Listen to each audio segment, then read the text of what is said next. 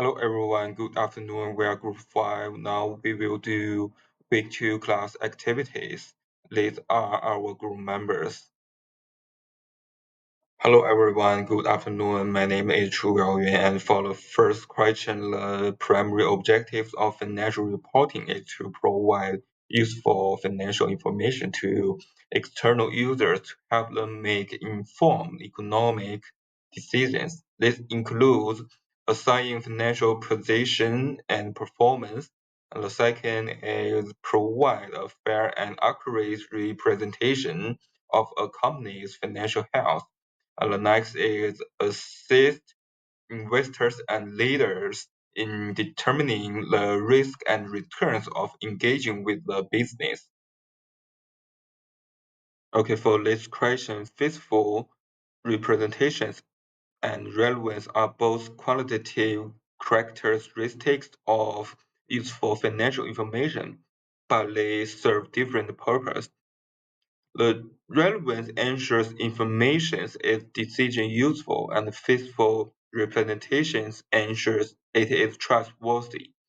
And they are interdependent. Information must be both relevant and faithfully represented to be useful. Hello everyone, I'm Ding Shujun. For the third question, the conversion of consistence. It requires companies to use the same accounting methods over different periods, such as depreciation methods or eventual valuation. For example, a company using the straight-line depreciation method should not switch to accelerate depreciation without justification. This principle is important because it ensures comparability of financial statements and prevents data manipulation, making reports more reliable. Next, the first question is about the full disclosure principle. It requires companies to disclose all relevant financial information to financial statements users. This principle reduces information asymmetry between management and the stakeholders. By reporting key financial details like contingent liabilities, legal disputes, and financial risks, companies provide a complete and transparent view of their financial condition. Finally, for the fifth question, the principle of conservatism requires companies to take a cautious approach when dealing with central. It means understating income and overstating expenses to avoid optimistic financial outlook. For example, if a company expects bad debts, it should set aside allowance rather than waiting for actual defaults. Similarly, if inventory market value drops below cost, the company should recognize a write-down. Hi teacher, my name is Ren Shu. I'll be addressing three questions based on agency per hands income statement. First, how can revenue go up but net profit still decline?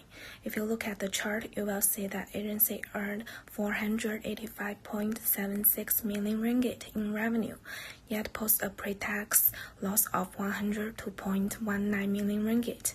This was due to non-cash impairment losses, like on receivables and goodwill, and the high depreciation from new fixed assets. So even with strong sales, rising indirect costs reduce profitability. Next question, look at the second chart. You will notice revenue stayed level, but estimated COGS was about 460 million ringgit. That means agency is spending nearly all its revenue just to deliver the product or service. This points to poor operational efficiency, possibility due to inflation, labor shortages, or weak cost control, all of which were mentioned in the company's 2022 annual report. Finally, how can the company improve gross profit margin? One key move is adopting industrialized building systems, which helps reduce labor dependency and improve construction speed. They can also negotiate better terms with suppliers and prioritize high-margin projects like logistics and digital infrastructure. Lastly, by improving project budgeting and planning, they can reduce cost overruns and protect their margins more effectively. Hello everyone, today I will briefly talk about Agency's balance sheet risk analysis. I will focus on two main risks.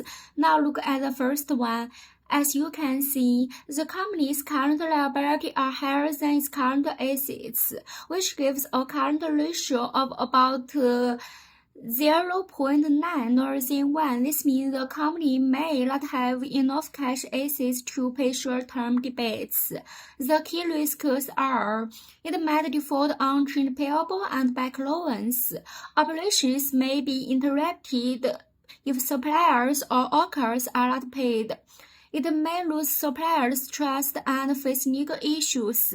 There are serious short-term financial pressure. The second part is about high debt-to-equity ratio risk.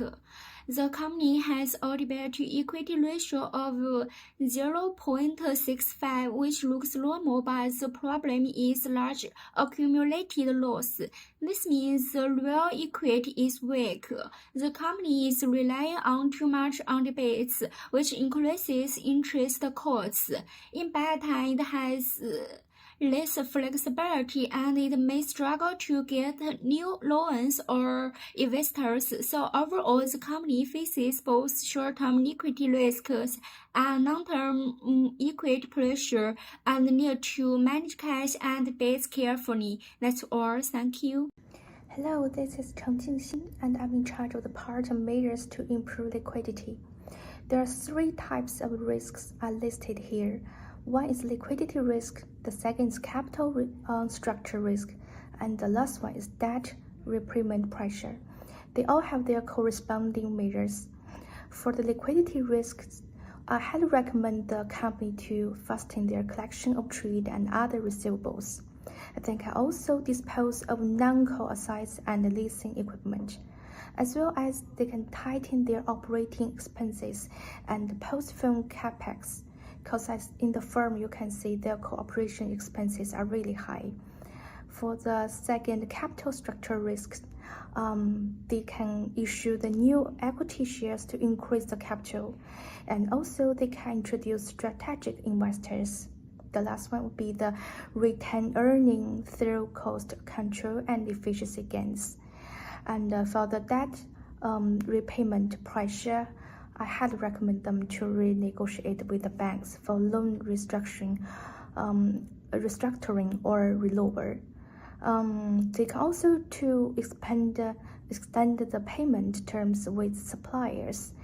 Also, they can seek bridging loans or government-backed facilities.